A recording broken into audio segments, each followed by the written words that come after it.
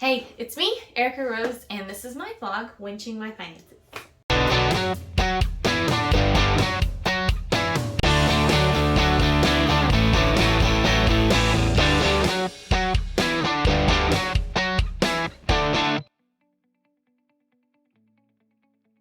This first couple weeks of March have been really interesting. They've been stressful, but a different kind of stress, not the kind of work stress that I'm used to, like getting things done, doing things well, that sort of thing. It's more like this fear that I'm taking on something that I'm not going to be successful at. You know, that's this lifelong fear that I've had that I wouldn't be successful at doing the thing that I love most, which is being an artist and creating things and being a crafter and making things that are useful. And that's why I decided to go into ceramics. So it's been an interesting couple of weeks while I do things like tell people. For one, telling people is really hard. You know, everyone's gonna think like, oh, you're gonna be an artist, you're gonna be poor, or this is not something you've done for like the past 10 years, so you can't just pick it up and think you'll be successful at it. And those are the kinds of things that I am afraid that people are thinking when I tell them. So every time I go to tell somebody, I'm just like, okay, here it is. I'm gonna tell them what I'm doing with my life, and hopefully they won't judge me. And if they do, hopefully they do it silently. But I think the reason why I fear like this judgment is because I've gotten that judgment already. I think that makes me fear getting that again and again from people that really matter to me. But most of my friends have just been really excited and really positive, and actually several of my friends are going through similar things where they're starting to question what they're doing with their life and starting to take a different direction. And I think that has something to do with the time that we're in, this, you know, time of isolation, time to reflect on ourselves, is getting people to realize, or is getting people to really take a critical look at their life and how they feel about it, because they're just kind of like wallowing in it at home. Anyway, so for the past couple of weeks, I've been really trying to dedicate myself to doing ceramics on a daily basis, so that I'm always touching clay, always learning something new, always imprinting a new idea about when I touch it this way, it does that. You know, just constantly trying to draw on information. Here's some of the stuff that I've been working on.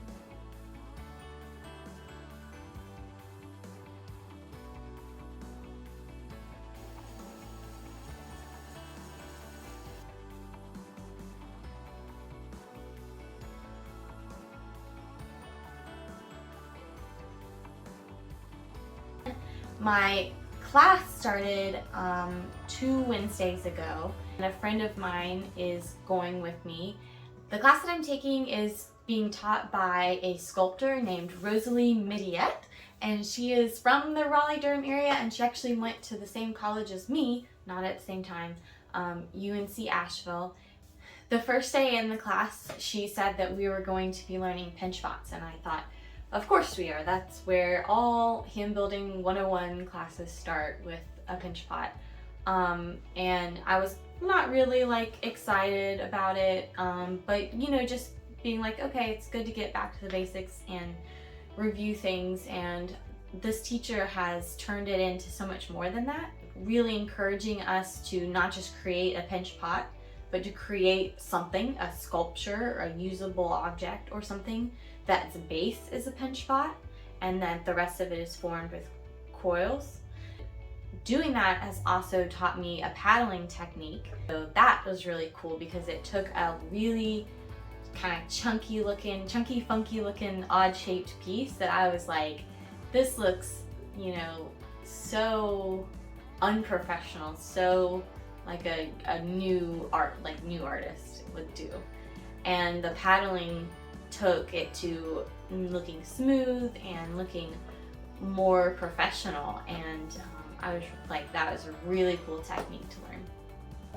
For me, one of the most challenging aspects of achieving this dream is that I don't want to achieve it on the side. I want this to be my career and the thing that I focus on, the ceramics, the pottery. So that means I have to start a business. And how do I start a business? I'm sure I'm not even fired my first batch of pottery, but I'm laying the groundwork, just trying to figure out how to do a branding. That's so big now, is getting yourself known on Instagram, getting yourself known on TikTok. Speaking of which, you should check me out on Instagram and TikTok at Little Peak Pottery. And it's the balance too of the fact that I don't know what I'm doing. How much time do I really devote to thinking about how to create a business when I haven't even fired my first round of pottery? I'm bouncing back and forth between trying to formulate that initial business idea, but also focus on being the artist and developing that within too. I've also been doing research on things like Etsy and how to be successful there. That a lot of people who do ceramics or sell their art, they have their own website because Etsy takes so much money or so much energy, and the website's a little more direct. But I will have an Etsy shop, just to try it out in the beginning, because I don't know how else people are really gonna find me unless I'm using as much kind of social media outlets as possible. I've been keeping a record of everything that I've bought for my ceramic stuff as kind of a separate thing from my regular spending. I kind of think of it like if I was paying tuition, I'm getting things to learn off of, kind of like you pay tuition to go to school. So I have my ceramics list of things that I'm buying, and then I'm keeping a running total here on the side. So based on what I've done so far, I've spent $1,904.59 on ceramic supplies. $200 refund is coming because I bought a wheel from Amazon to try, and it was totally whack. So I sent it back, but they haven't given me the refund yet, which was really weird. But they said wait 4 weeks, so I'm waiting 4 weeks. So really, it will be $1,704.59. And my overall budget that I set for myself was going to be $2,000. Now, it's very important to recognize that this includes classes and my wheel. Okay, so it's not like it's just a bunch of ceramic stuff. It's also me and my education. Because like I said, I consider all the things that I'm using to learn kind of like tuition. So for classes at the Durham Arts Council, it was $189.50 for 2 classes. And then for classes at Ceramica, which I'm taking right now, is $264.45. The biggest purchase other than my classes would be my pottery wheel.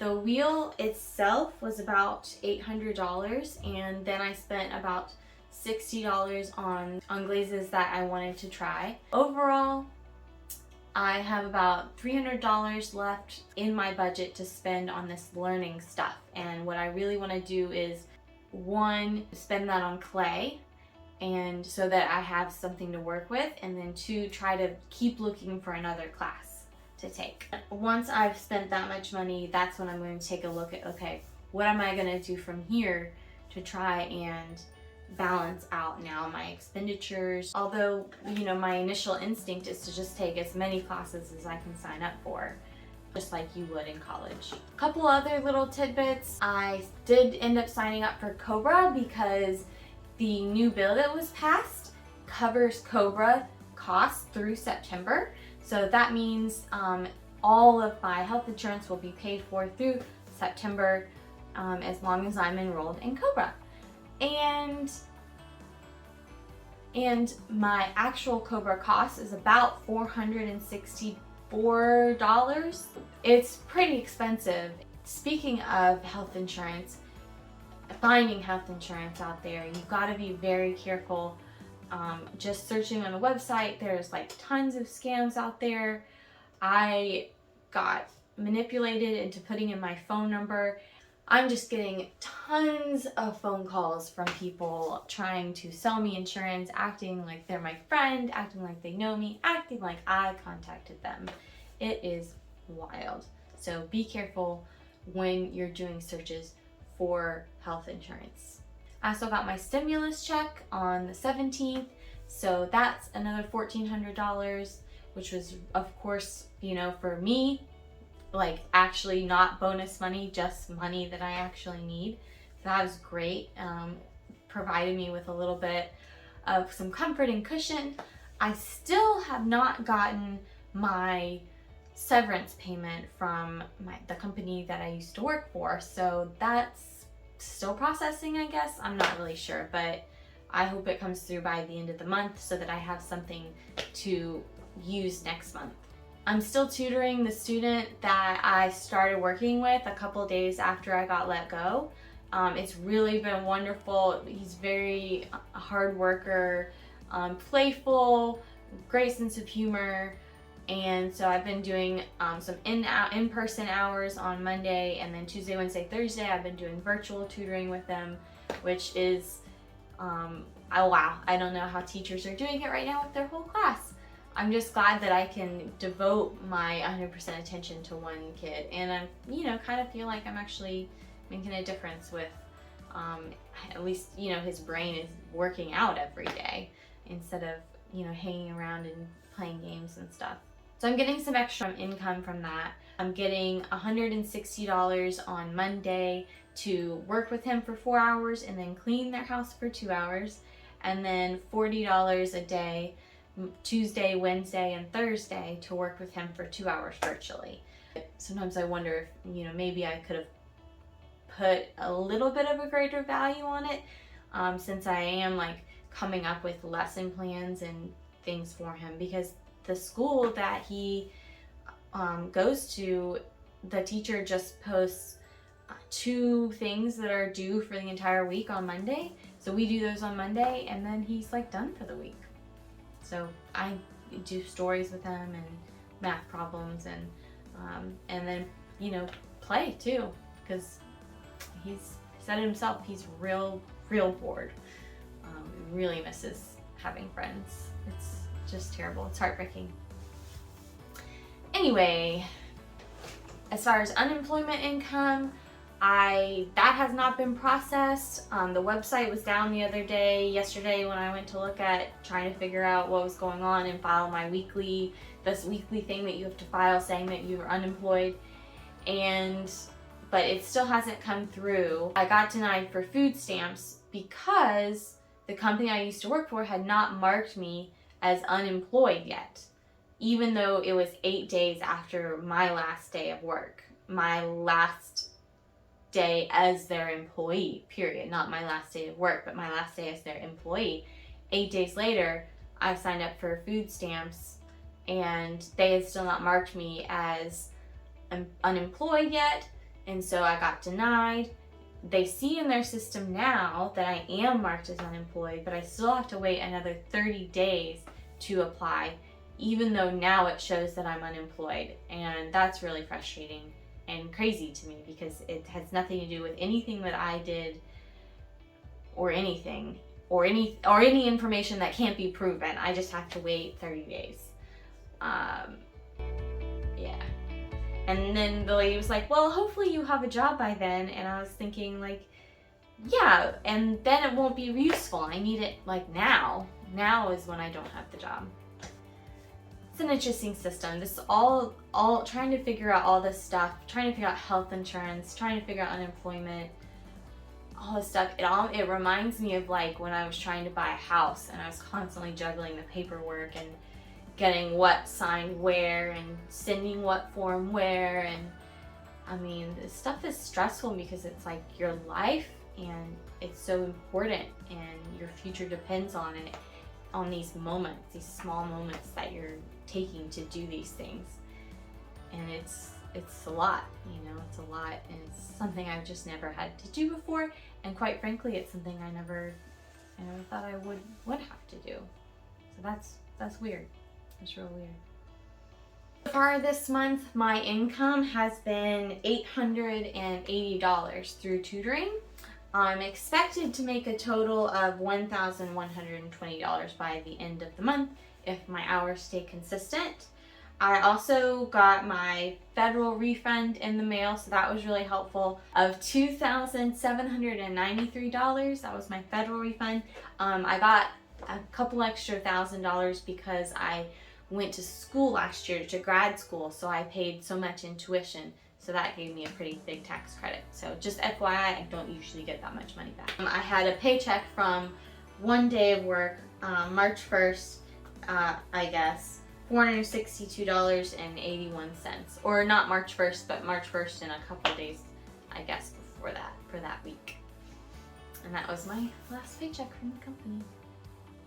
Until I get my severance one day. I'm doing pretty good with my budget. I haven't yet spent everything for my groceries and my food, which is usually where the bulk of my money ends up going, so that's good.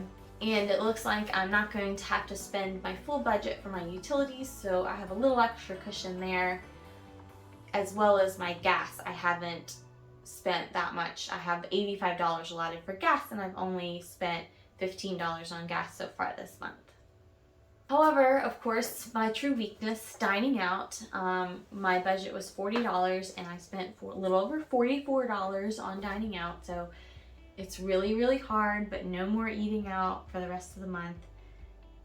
It's really hard because I get like instant hungry, you know, that hungry where you're like, I'm hungry now, and the only thing that's gonna fix that is food, instant food, getting takeout.